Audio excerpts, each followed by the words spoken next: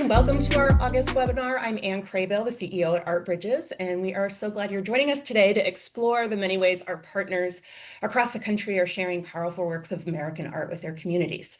So today's conversation, we're going to highlight three really exciting projects that exemplify the spirit of collaboration and impact at the heart of Art Bridges' mission.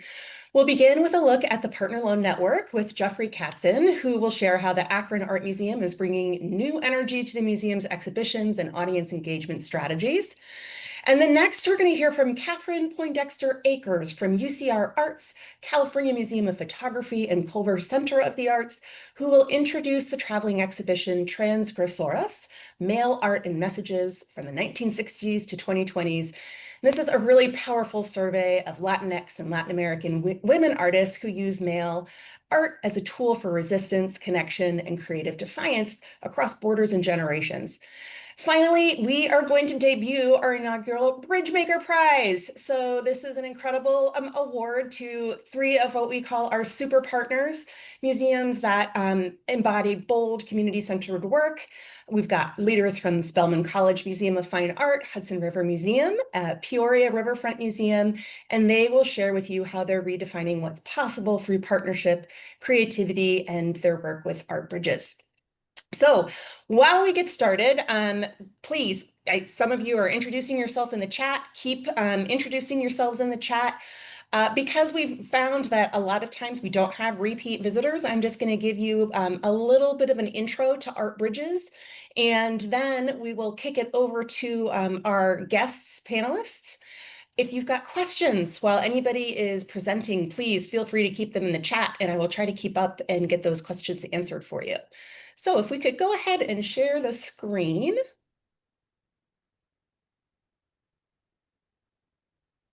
All right, so just a little overview. Our foundation was created in 2017, and it was the vision of Alice Walton. She created, as you know, Crystal Bridges Museum of American Art in her hometown of Bentonville, Arkansas, just believing that everybody deserves access to art. And, the closest museum in Bentonville was 2 hours away to Tulsa, 3.5 to Kansas City or Little Rock. And so this has really been a game changer for the community. She also very strategically, if we can go to the next slide,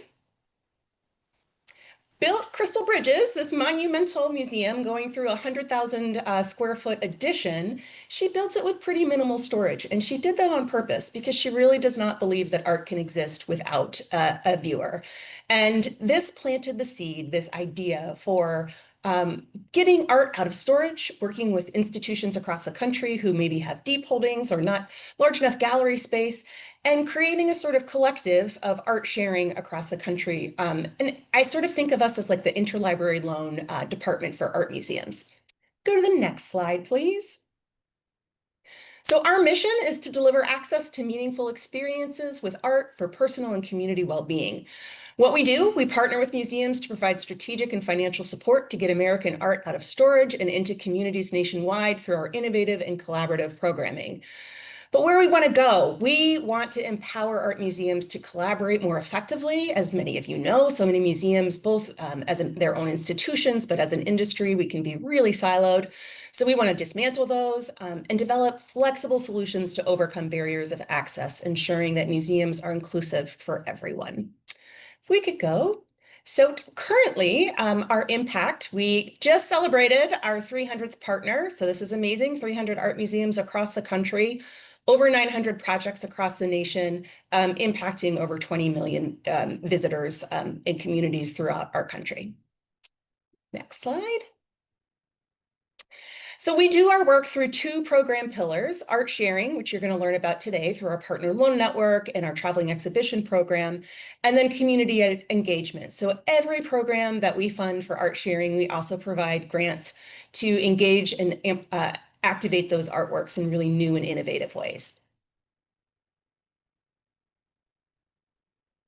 I think we are done. Okay, so that is the intro to Art Bridges. And, if we've got any new institutions out there, we hope you'll reach out to us, learn about how we can potentially partner with you.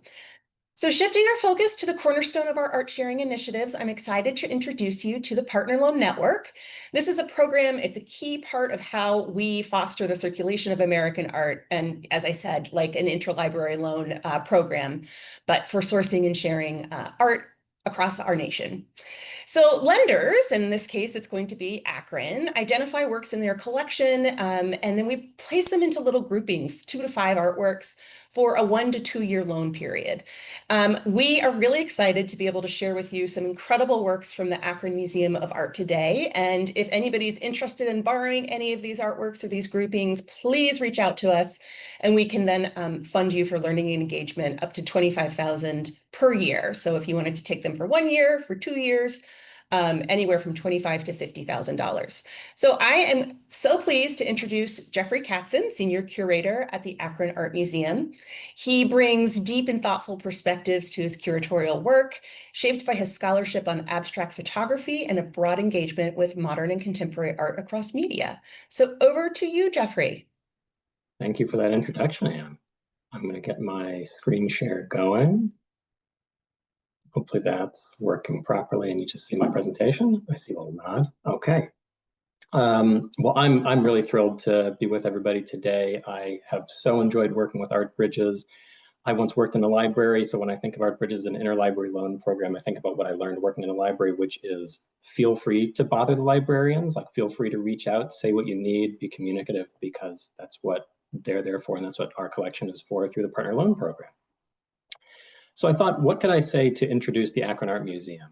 I could say that we were founded in 1922 in a spare room of the Akron Public Library. Our collection is about 7,000 objects. A significant portion of that is photography. Our purview spans from 1850 to the present. That's all sort of something you could get on Wikipedia. But to make it a little more interesting, I wanted to introduce you to our institution through just one work of art. This is Komar and Melamid's Akron's Most Wanted. And for anyone who might not know, Vitaly Komar and Alexander Melamid are Russian emigre artists to the United States who work as a duo. And they're best known for doing surveys to figure out what content should go into their artwork. This, for example, is their America's Most Wanted. People wanted George Washington in a landscape and apparently some deer floating on a lake. When it came to Akron's Most Wanted, they conducted a town hall meeting in the city of Akron on the occasion of a retrospective exhibition that they had in the 90s and put, as you can see, essentially everything that people asked for into this really wild painting. So what can we learn about Akron through this painting? I'll walk you through it.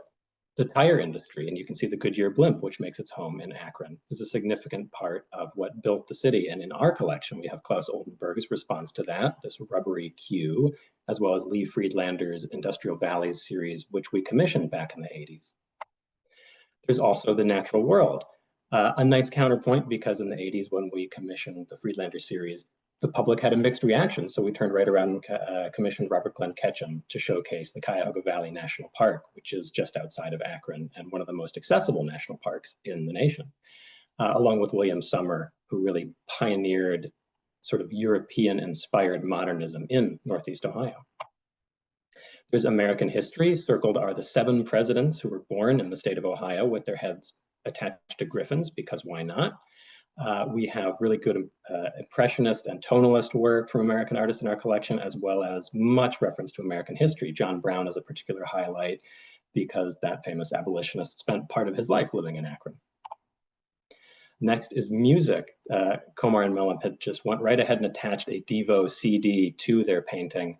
Devo had its start in Akron, along with Chrissie Hynde, the Black Keys, and a whole host of other impressive musicians. And we didn't, necessarily have a specific connection to Elvis, other than our fantastic Andy Warhol single Elvis, which I think is still the most valuable work of art in our collection. And then finally, our building is included here. It was Akron's first post office, but it was not big enough to hold all the variety that I've been sharing here. And if you can figure out from this architect's drawing what happened next, good for you. I don't know if I could work with this architect and interpret their intention just from that. What it became is this fantastic postmodern pastiche with the Renaissance Revival post office just jammed right into glass and steel in a way that encompasses what I hope I've suggested, a really eclectic, wide-ranging connection that can be used to share a diversity of histories and narratives, both local and beyond. How do we encompass all of that in our offerings? Well, we have switched as of sort of our centennial celebration in 2022 to a thematic installation of our collection, and you see some of those themes here. And so when I start to share the works that we are offering through the Partner Loan Network, I encourage you to think in these terms of how unconventional conversations can be built around the works from our collection. And while I'm here, I want to highlight works from Art Bridges' own lending collection. We borrowed, I think, 8 or 9 at once on the occasion of this reinstallation, and they really energized the gallery along with some of the programming funding that Anne mentioned. We used that to record community voices, which were then played in the gallery. And additionally, we've worked with Art Bridges through traveling exhibitions. Our show that we originated, Michelangelo Lovelace, Art Saved My Life, is currently in Arizona and soon to travel to 2 additional locations. Might be possible to add more if anyone's interested. I worked on that show and would love to talk about it. And we are also, this is my sort of, I'm not just the president, I'm also a client moment. We're also borrowing Partner Loan Network artwork right now with Peta Coyne's fantastic installation, Untitled Sisters Two Trees, via the Pennsylvania Academy of Fine Arts, where I interned. So I'm really thrilled with not only that connection, but this being a wonderful immersive work for our visitors. Getting to our collection groupings for the Partner Loan Network. The first one is titled 3 20th Century Figures. As it happens, it includes the wives of 2 of the artists, Frederick Frieseke and Alex Katz, both depicted their wives in these works. Frieseke is part of that American Impressionist vein in our collection. Alex Katz's Standing Ada is one of his cutouts. He discovered some figures in paintings that he didn't think had a totally successful surround, and so he just cut those figures out. Robert Rauschenberg recommended, why don't you put those onto some standing support, and that became this type of work. Often it's fun in our art storage to turn the corner and see Ada sort of peering out from the painting screens, hanging out down there, but it would be better if she were on view in one of your galleries rather than hanging out with us in our storage. And then finally in the middle, Robert Colescott, who was also part of Anne's slides earlier, I noticed, this really sort of confrontational image about the Vietnam War, the song from the 70s, American Pie, or sorry, yeah, if I've got the title correct, Bye Bye Miss American Pie, and this idea of Colescott's that Black soldiers who were supposed to be defending American freedoms might not have access to the sort of white values that America wanted to uphold across the world. And Colescott was a very frank artist when it came to issues around sex. So he's thinking about the inaccessibility of interracial relationships as someone who was himself mixed race and sort of white passing through much of his life, had real sort of insight into American racial dynamics and went right for it. I'll try to include, or I did try to include installation shots to give you a sense of the scale of each of these works. So there you can see the Colescott on view as part of his recent retrospective exhibition at the Contemporary Art Center in Cincinnati, among other views here. Next up is American Approaches to Abstraction. This group, again, it's one that could be put together as an unconventional grouping around abstraction, or these works could be spread across galleries depending on how they might fit into different sorts of history or use of materials. Milton Resnick once claimed that he was not an abstract expressionist. I think both the work and its title sort of seem to cut in another direction. He also claimed that he was not a follower of Claude Monet, but I think you can see a bit of that there too. It's a really pleasant, colorful, positive energy. Lee Bontecu's work, maybe in a different direction, is a little more sinister. It's known as part of her Prisoners series, so these sort of horizontal lines that suggest a stereotypical sort of prisoner's outfit, along with some menacing teeth. And Louise Nevelson, well known for her use of found wooden materials, which she would then unify with a single color. If you sort of turn your head this way, you can see that this work includes the frame of a bed, sort of an ornamental one for a child's bed. Don't have an install shot for the Nevelson, but dimensions anyway there for you. Next up, organic, geometric, and personal approaches to composition in the 1970s. Philip Guston's Open Box is a really rich and personal artwork that can suggest many things. This sort of box full of worn shoes and soles can mean anything from the sort of fatigue of the day and human existence, all the way through to something like mass violence and the Holocaust, which Guston lived through while living in America as someone of Jewish descent, and took really much to heart. There's also a cat o' nine tails whip in the back corner. There are cigarette butts on the floor. These things that are sort of personal interests. He was very interested in Renaissance paintings of the flagellation of Christ, among other things. There's sort of a grim feeling, but I love that his work always, with its sort of ungainly lumpiness, balances against that a little bit. Sol LeWitt's floor piece number 2 is a wonderful one when in a gallery to sort of peer into and try to figure out the conceptual rules almost that form where the different boxes in the interior of this cube are and are not filled in. And finally, Linda Benglis sort of combines these two artists, I think, with a work that is in the vein of minimalist or conceptualist sculpture in being sort of simplified, but also is very much not that, in being more organic, maybe gesturing toward the female form, maybe the unattainability of the sort of golden hourglass figure is something that I think about when I look at this work. Here are some additional installation shots, and keep your eye out for this Larry Zox painting, which is the unexpected guest throughout this presentation from here on out. That one is the sort of the zigzagging abstract just above and to the left of the Sol LeWitt in the middle image there, and it'll come up again. Minimalism and abstraction. Personally, I've found that interacting with minimalist art is best in a bit of quantity. The way that works by Donald Judd and Robert Morris can activate your sense of space as you move around them and you build that sort of idea of a visual gestalt, the idea of this sort of simple form in your own mind, and you can then move around it and sort of move it around in your mind and play with that experience of perception. That heightened perception comes effectively when there are a few different works and they're not just on their own. So this is a group that might work effectively together, including Jules Olitsky's Pash, a painting responding to these sort of similar ideas in 2 dimensions, turning a painting into something a little more object-like through the artist's signature use of spray painting. Okay, so here's 2 more images with the Larry Zox, and I did ask the Partner Loan Network team in advance if anyone wants to add the Larry Zox, because apparently it goes so well with all of this, you're welcome to borrow that as well. Even though it's apparently been featured in so many prior Akron Art Museum installations in the past, we don't have any immediate plans for it to be on view.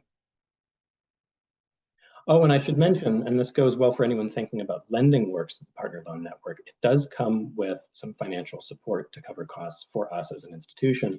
And that may include repainting the Robert Morris, which may have originally been gray. We have an original sketch for the work, which in its text mentions that. And here's a very similar work at Dia Beacon, which was in gray. This is something that we could talk to with a borrower about whether they would prefer it one way or the other. As just sort of a single work on its own, sort of considered a group, but on its own, is George Siegel's Girl Sitting Against a Wall. It's a little bit of a larger installation, so functions sort of autonomously. George Siegel would create plaster casts by covering the body of a sitter in sort of rags soaked in plaster. He'd wait for all that to harden, and then he would remove it and then recreate this 3-dimensional form. And from that process, you get this amazing sense of a single moment captured in time, but also a bit of the stillness required to undergo that casting. Here it is in some installations, and you can see it can pair well with minimalist art, Sol LeWitt Donald Judd and Larry Zox there on the bottom, or with figuration and portraiture.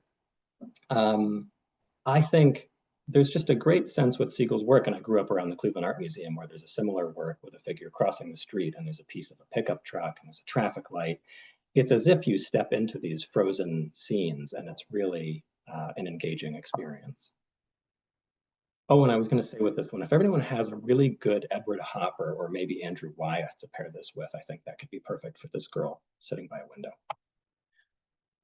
Finally, another work on its own is Ursula von Rydingsvard's Zeki. That title translates from Polish as brisk, essentially, but really it derives from the feeling of wind blowing through leaves or branches. And I think that this work made out of carved cedar wood evokes that feeling just perfectly. It has this undulating surface with cuts made deep into it. And it's also sort of burnished or covered with graphite, which accentuates the texture. It makes those sort of cuts deeper into the sculpture feel even deeper and have even more of that wind-like movement. In our gallery, it's been a wonderful centerpiece in a space themed around the natural world. Because of these qualities, it's been taken off view at the moment to make way for the Peter Coin installation. As far as practicality with this work, I think it's also worth mentioning it very conveniently travels and then installs in a series of sections that stack on one another. So it's actually very practical and easy to work with. That brings me to the end. I hope I didn't try to fit too much into 10 minutes, but there's always lots to say about our collection and our work with Art Bridges. I'll be thrilled to take any questions if there's time, either now or at the end, or for anyone to be in touch with me by email, phone, or any way you like. Thanks very much. Thank you so much, Jeffrey, and thank you for, yes, pointing out that Art Bridges provides not only the lending institution with funds to conceive of the artworks that they can lend and to prepare the artworks, but we cover all the direct costs that make art sharing, prohibitively expensive for people: insurance, the crating, the shipping. So all of those costs are free to the borrowers as well, on top of the learning and engagement funding. So we're going to move on to our traveling exhibition program. So we fund, develop, and tour exhibitions to provide broader access to American art. The organizing institution generally, they just receive a flat fee for the exhibition, depending on the exhibition size. And then we manage the tour for them. So we really want to give capacity to organizations who don't have a traveling exhibition department, who have done really, really great work, but otherwise might not be able to share those exhibitions with the field. And it is such a shame. You put all of that intellectual labor into something and then you're not able to get it to a broader community. So we help cover all of the costs to, again, the crating, the insurance for the borrower, from anywhere from 20 to 70%, which makes that exhibition really, really accessible for the borrower. And then we also provide learning and engagement funding for that traveling exhibition.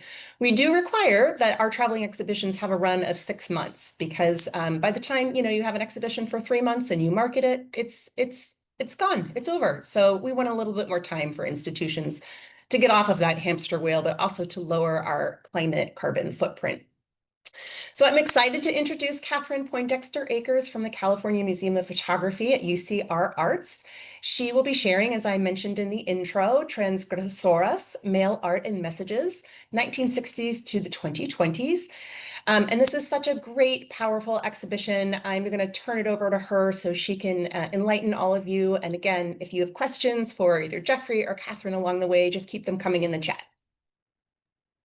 Thank you, Anne. Let me share my screen here.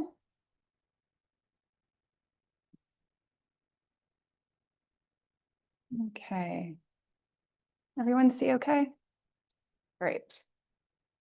So I'm Catherine Poindexter-Akers, head of exhibitions at UCR ARTS, California Museum of Photography. And I've had the pleasure of serving as the coordinating in-house curator for this exhibition I'm going to speak to you about today, Transgresoras, Mail Art and Messages, 1960s to 2020s.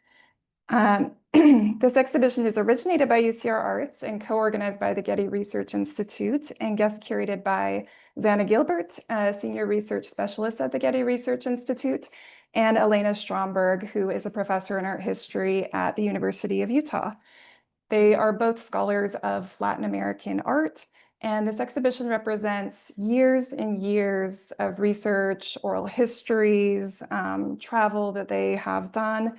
It's accompanied by a robust publication as well. And our exhibition actually opens in just a couple weeks. We are fully in the midst of installation right now. So while I don't unfortunately have installation views to share with you, I'll be sharing some artwork images, floor plans, images of installations from previous exhibitions. I'll note we've received some really enthusiastic press inquiries already. And in addition to the expert guidance of Art Bridges on the tour, the Terra Foundation for American Art came on to support our original iteration of this exhibition. So I have some kind of just key facts up here for you. So this is an exhibition that is an intergenerational group of artists from the 1960s to the present who all explore mail art and different forms of artwork as messages. So mail art is, a movement that relies on the Postal Service for circulation and exchange of works, a practice that largely began in the 1960s. And the type of work that circulated included postcards, letters, artist stamps, publications, visual poetry, copy art, and rubber stamp art. One thing that has been really important to us and the curators from early on is that, this is not just an exhibition of very small pieces of ephemera and cases, but, something that was made truly engaging and dynamic for audiences. So you'll see we have a really wide range of mediums, blow-ups, video works, all kinds of things, sculptural installations. So I wanted to emphasize that early on. There are about 50 artists and collectives included, and we explore all these different kinds of themes, right, that are touched on through mail art, whether it's control of communications, media, censorship, gender construction, migration, community, state bureaucracy, or decolonial approaches to ecology. So it's just a little preview of our artist list. A lot of these are really unknown artists. And there are, as I said, about 50 artists and collectives that hail from the US, Mexico, Venezuela, Guatemala, Colombia, Brazil, El Salvador, Panama, Argentina, Chile, and Peru. We also have a few early feminist artists who kind of touch on related themes and serve as precedents in the show, including Martha Rosler, Anna Banana, and Suzanne Lacey. And so the impetus for the show arose upon the discovery that while many people know of male artists, women and women identifying artists were really glaringly missing from the literature and from the genre. And, within that scope even, Latinx and Latin American female artists were even further under-recognized and deserved his attention because they really engaged with mail art in very specific ways. So when you think of mail art, think of like Gray Johnson or artists associated with Fluxus, right? For whom mail art was kind of one experimental form among many to dabble in. Whereas with a lot of these artists, particularly the Latin American artists, this was, a matter of urgency, right? Living under dictatorships in terms of communication without censorship, forming artistic communities. So it was a very kind of specific relevance to them, right? And you'll see in some of the images that I'll preview that there are certainly some connections in the work shown to better known movements like concrete and visual poetry, conceptual art, even minimalism. But as I said, for the Latin American women working in this way, it was really a way to subvert censorship and be able to express oneself freely. So I'm just going to preview a bunch of different types of works here before I go a little into the thematic sections to give you an idea. So with many Latin American countries experiencing the dictatorships and state surveillance during the period when mail art emerged, these artists transgressed the ideological constraints of their time, as well as normative ideas about gender and other restrictive social expectations. In the US at this time, Latinx artists engaged the network to create a forum for sharing art beyond institutions and art scenes that often ignored their contributions. So I showed a photo of some members of OSCO in a previous slide you may be familiar with. And existing outside of these state-supported cultural forms of production, and mostly therefore outside of state surveillance, the work circulated internationally, often creating their own networks of transnational exchange well before the widespread use of the internet.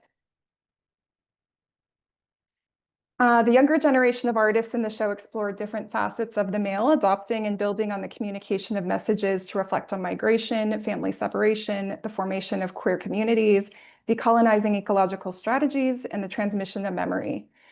And this intergenerational approach aims to restore a lineage of artistic production that has historically been under-recognized.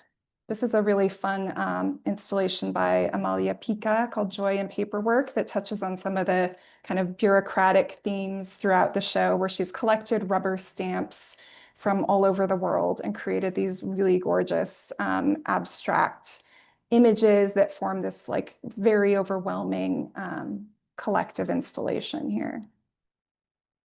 So, as I mentioned, we are installing our show right now. So I'll give you a little snippet of our floor plan here, and you can see how the 6 different thematic groupings are kind of interspersed throughout our space. Our accent colors are in indigo blue, meant to evoke the inky kind of blue color, right, that relates to the show, as well as this beautiful orchid. And then our title wall and kind of entry area have this gorgeous Graciela Sacco photo mural from her Bocanada work. Okay. So the first section is Precedents in Visual Poetry Networks. So as I said, in the 60s, artists started searching for ways to circulate their works in this alternative manner and form communities. The 1970s really is when mail art gained momentum, and visual poetry also became intertwined with that. So artists in this section explore language and deconstruct language and the letter form, often in these very kind of poetic or more philosophical ways, by creating multiples and questioning language and disrupting, particularly European modes of communication. So this is Liliana Porter and Mirta Dermisace. The second section is mail art correspondences and feminist collectivity. So women artists practice mail art to cultivate collectivity and democratize their approach to art making. Artists invited correspondents to contribute to projects, asking them to answer specific questions or inviting them to perform actions. For example, this was one of the earliest feminist art collectives in Mexico, Polvo de Gallina Negra, and this was a collective that often prompted cultural luminaries about questions about the visibility of women in the arts. It translates to black hen powder, which was a common kind of remedy for the evil eye. Postcards, paperwork, and rubber stamping is the next section. So from the 1870s, postcards with idealized scenes began to circulate as tourist mementos, often with really stereotypical images of indigenous peoples whose identities were projected as part of a national image, even as their land rights and safety were increasingly under threat. So the artists in this section engaged with rubber stamping, paperwork, and the postcard format, and works that can be both very critical and very playful. We do have a number of takeaways that are part of the exhibition as well. So some of these postcard works are takeaways that people can take with them, which is fun. This work by Marilyn Borboror on the right explores the erasure of the Mayan people from a kind of idealized Guatemala. And then censorship and clandestine communication would be the next category here. And I'm going to try to move a little more quickly through the last categories. So I know I'm running short on time here, but I want to point out this really gorgeous installation by Voluspa Harpa from her Declassificado series that plays on minimalist artists like Donald Judd, whom we just saw in the previous presentation, using redacted documents from the CIA.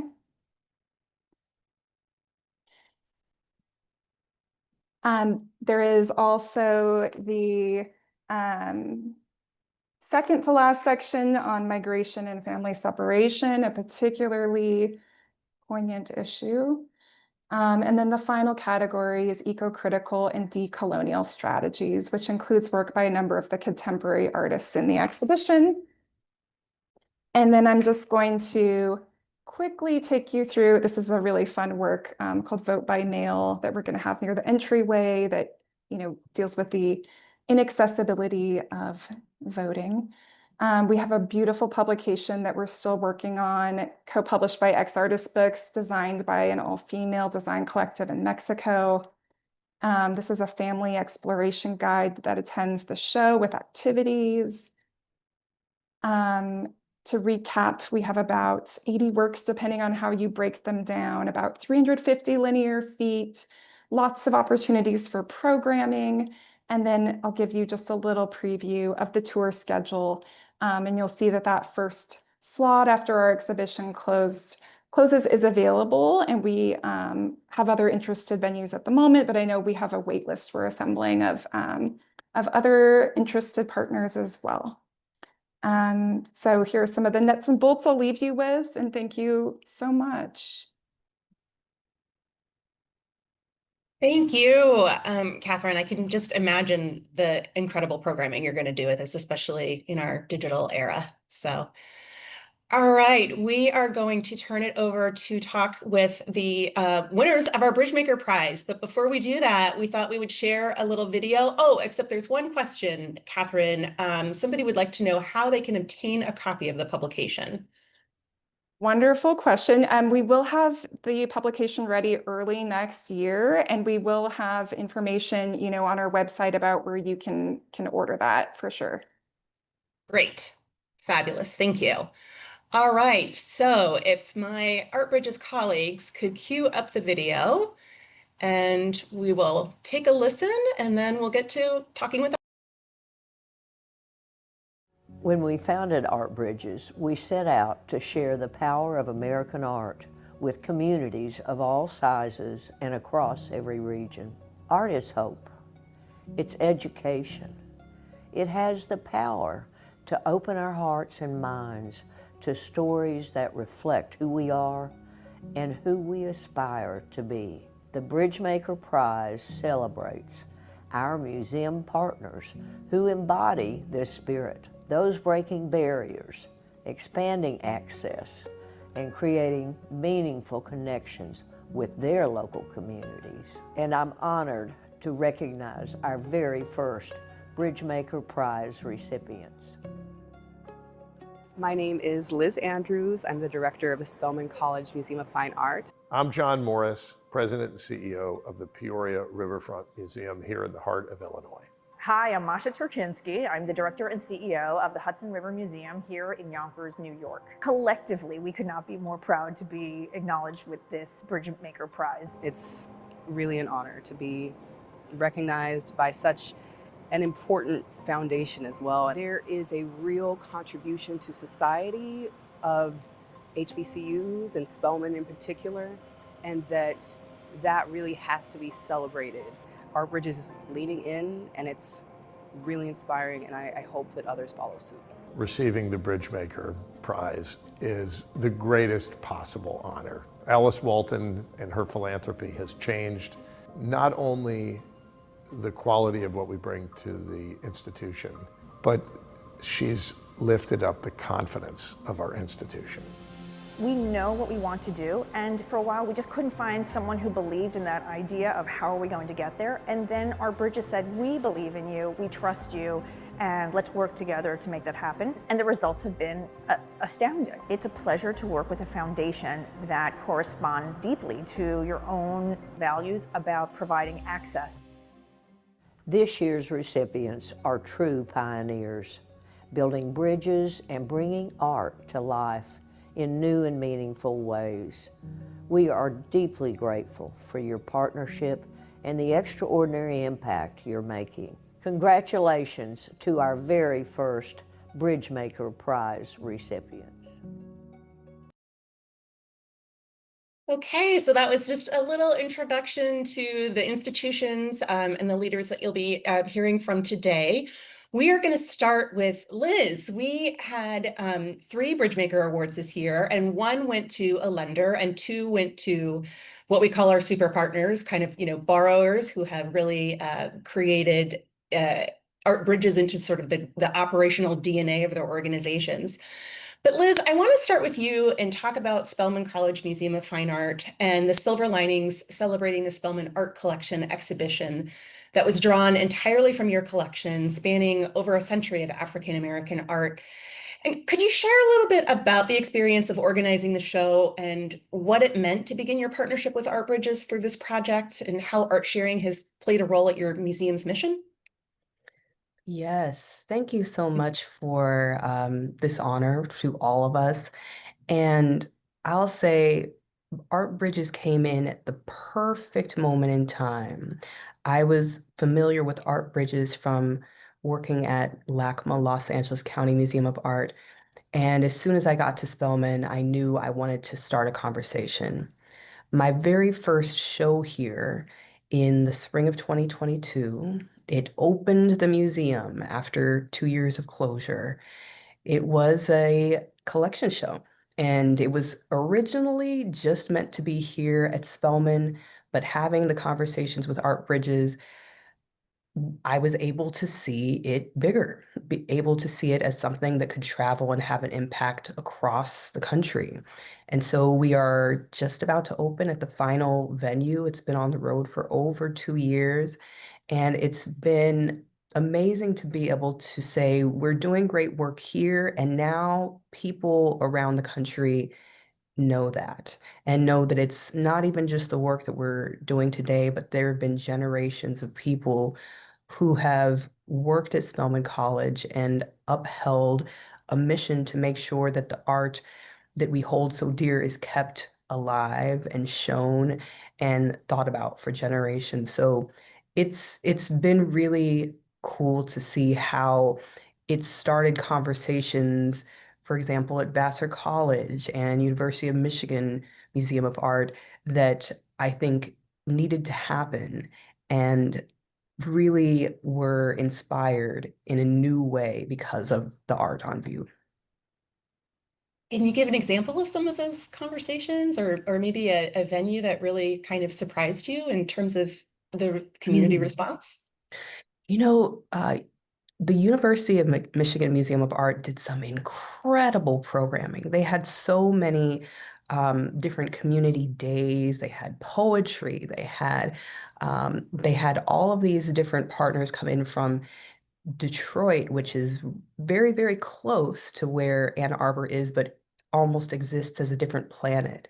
And so it was a way of uniting the community, the larger community beyond even the school.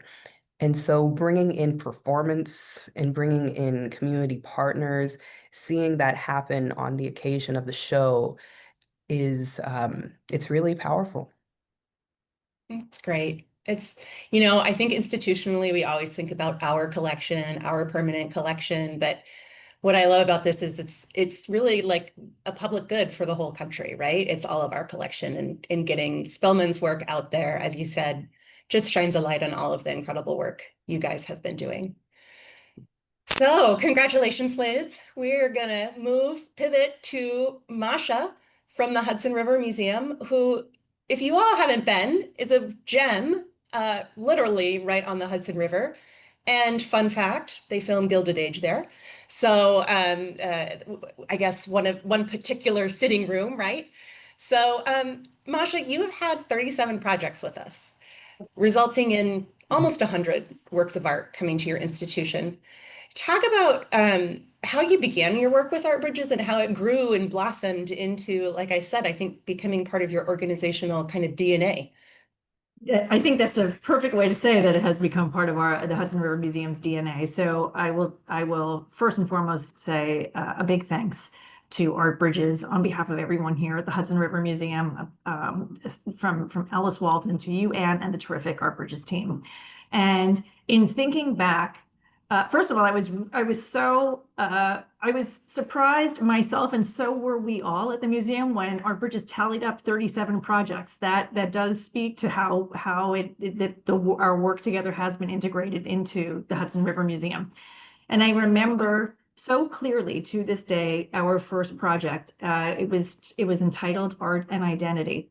And it was an opportunity to bring the works of Barclay Hendricks and Kerry James Marshall and David Clyde Driscoll to the Hudson River Museum and juxtapose those works with works from our own collection, Hiram Powers and John White Alexander, and to begin those conversations about art and identity and representation. And I will never forget people standing and posing in front of Brenda P. and people from all walks of life, every age, every background, all looking at her and just kind of taking in that powerful pose and wanting to be part of it and wanting to be in conversation with that. I think that very first project was like a symbolic flare into the sky that we are embarking on something exceptional in quality and spirit, and you're all invited to participate. And we've done that through dance. We've done that through theater, through spoken word. We've grown by learning through with the community and bringing in community partners that we had never had the opportunity to work with before. And that is something that we're always proud of. The Hudson River Museum loves to be a stage for the next emerging performance group or artist and giving them a rightful place. Most recently, I'll jump ahead and say that I'm thrilled about the fact that our current exhibition, Smoke in Her Hair, Native Memory and Unsettled Time, is a really powerful exhibition that features 22 contemporary Native and Indigenous artists. It was curated by Shundeen Brown. And what pleases me greatly is not only has it struck a chord in terms of representation and seeing artists not just with the burden of representing an entire people, but speaking for themselves as artists. And we're really thrilled that now we're in conversation with Art Bridges to bring that exhibition on a national tour, including the beautiful and evocative work by George Morrison, The Landscape by George Morrison, which has been an absolute draw in the exhibition.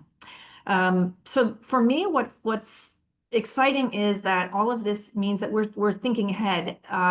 Our Art Bridges partnership, Free First Fridays, part of the Access for All grant, has allowed us to open our doors every month to new audiences. And it's so exciting to see that also the audience is growing through innovative, unexpected ways of encountering art. And that is something that we love doing, is where can we push the envelope? What ways can we engage people in experiencing a work of art that they might not have expected? And one of the greatest satisfactions to us is that now we've created an environment in which people say, I may not know that art, or I may not know that company that's going to perform in conjunction with the art, but I know that I'm willing to take a chance on it.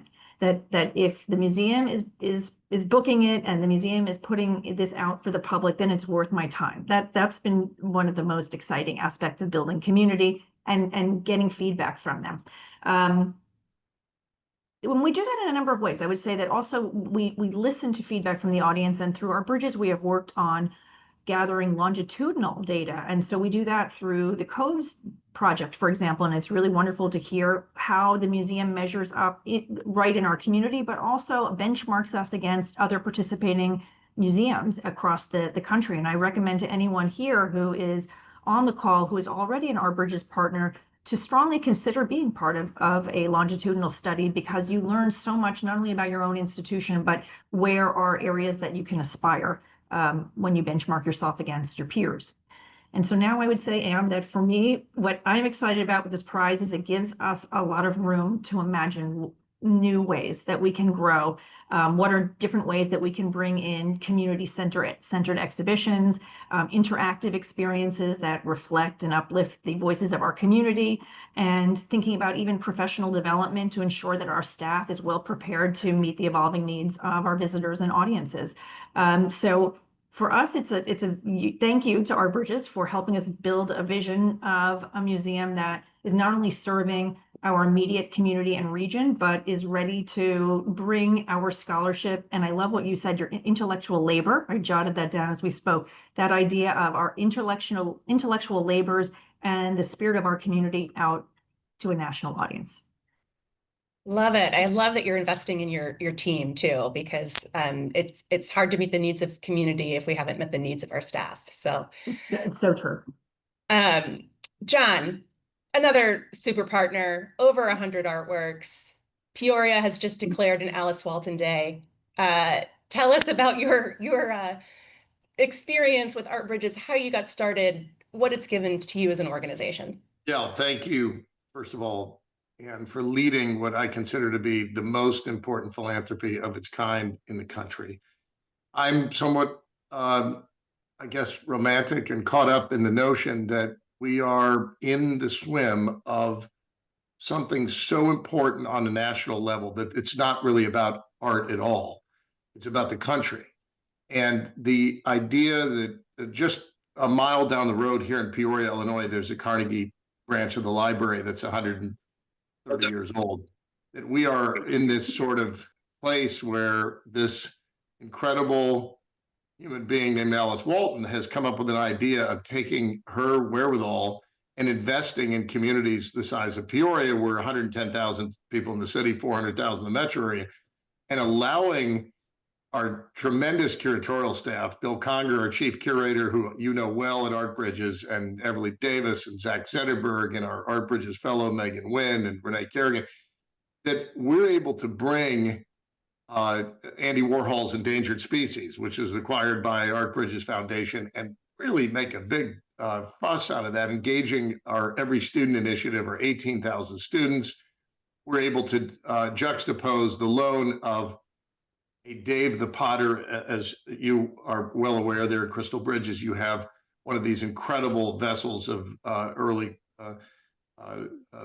folk material culture of Dave, the only enslaved American for the longest period of time, known to have signed his own name to this work, juxtaposing with Glenn Ligon's I Am Somebody in the same gallery, and to have our curators be able to have that kind of creative ability to put those two together and then bring the children in from our schools, many of them at 70, 80, 90% poverty level schools in parts of our city, with this notion of them taking pictures with the gallery guides with I Am Somebody and making their own stamps to emulate the stenciled works. It's a long-winded way of just telling you, but telling everybody listening in and watching, take advantage of this philanthropic opportunity. There are so many riches of inspiration that are accessible to us in Peoria. It's incredible. Let me just tell you one very quick story. Here along the Illinois River, it's funny because Masha and Liz, by the way, honored to be in the category with you two. The energy that and professionalism you bring to our field is amazing. But Masha's a river museum. We're on the river, the Illinois River. And here on the Illinois River is one of the greatest flyways in America for waterfowl. And so from ancient indigenous Americans who invented waterfowl decoys, and the European immigrants who could have never hunted in the old country came here and started making their own folk culture waterfowl decoys, we were able to, because of Art Bridges connecting us to the American Folk Art Museum, bring in 47 of the most spectacular waterfowl decoys in existence, and turn to the Peoria tribe of Indians of Oklahoma, the native namesake tribe in Illinois, kicked out of Illinois 200 years ago, but to rebuild in a meaningful business relationship for them to build the cases from their woodworking shop to house the waterfowl decoys on loan, thanks to Art Bridges, in our galleries right now. And the chief to come here and really help tout this is the first meaningful economic exchange between the tribe and the namesake city. What I'm saying is there are things at work that are much beyond the works of art. And I love the idea of the double entendre of the whoever came up with the name. I don't know if it was Alice Walton who named it, but Art Bridges is both a noun and a verb, bridges.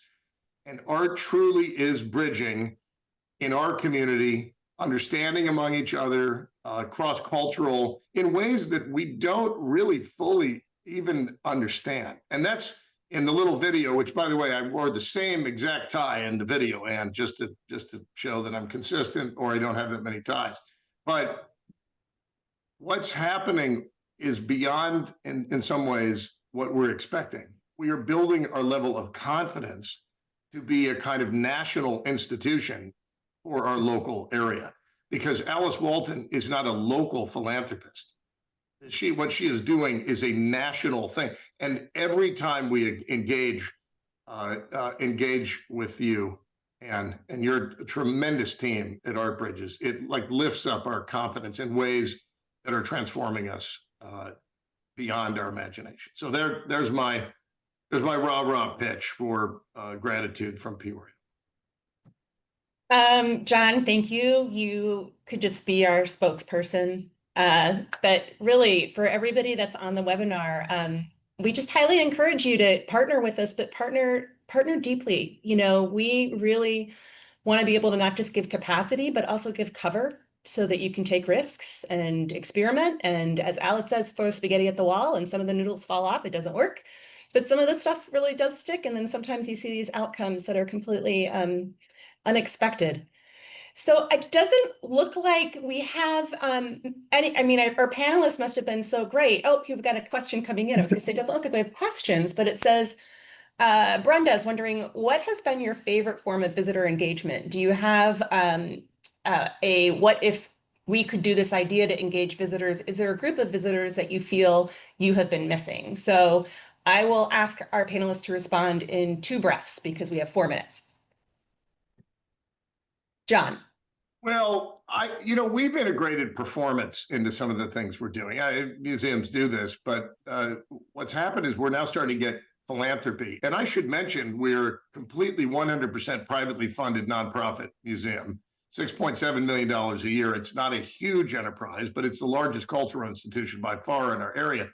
And the amount of private philanthropy that has come in since working with Art Bridges, it's amazing that confidence among our philanthropists, like the idea that Alice Walton, who everybody knows has capacity beyond anybody's wildest imagination, here, her faith in us, like her trust in our ability to show art that she's, and so forth, is giving our own donors and local donors a tremendous amount of confidence, including those interested in performance. So when we had Endangered Species in, Everly Davis, our Director of Community Engagement Assistant Curator, she did a fashion show with local teenagers, and the music and the fashion, and they all developed their own fashions depending on the endangered species spread of Warhol. So in any case, that's what we did. Love that. Liz, what about you? I was going to say, going back to University of Michigan Museum of Art, they pulled out some works and some new history, actually, about one of the artists on view, Beverly Buchanan, and people who knew her came out, and it was like a celebration for an artist who had lived in the area and taught there and not really gotten the attention that she deserved during her lifetime. So seeing the community be self-reflexive through the art was one of the many, many, many payoffs for us. That's great. Masha, we'll let you close it out. Sure. Mine is twofold. The first one is, I would say that audiences do really grasp when quality artworks, provocative, interesting quality artworks are in their midst, and that they were worth it. They realized I was worth this the whole time. And so I think that having outstanding art and programs to go with it instills a sense of community pride. And I think that's just so important for museums of all sizes. And I would also say that one of my favorite aspects of our work with Art Bridges is that it's not about any one person at the institution. I know at the Hudson River Museum, and I bet it's true for John and Liz, it becomes a project of the entire institution. I think that that every department and everyone at our museum has played some role in making a program better known, more welcoming, more accessible. So that is one of the greatest things I would say to anyone who is contemplating a partnership with Art Bridges. Know that it's not about you and what you're going to achieve alone. It's that you're going to do it as an entire institution with an entire community. And that does speak to the idea of Art Bridges, not only as a title, but as a verb in a sentence. So that is what makes me the most excited. Great, amazing. We are at 1:59. We're going to end it here. I'm so thankful to our panelists and to everybody who joined. And if you want to, you can revisit some of our older webinars to learn more about coves, etc. Have a great rest of your day, everyone. Thank you, Anne. Thanks so Thank you. much. Thanks. Thank you, Thank everyone. you. Alice.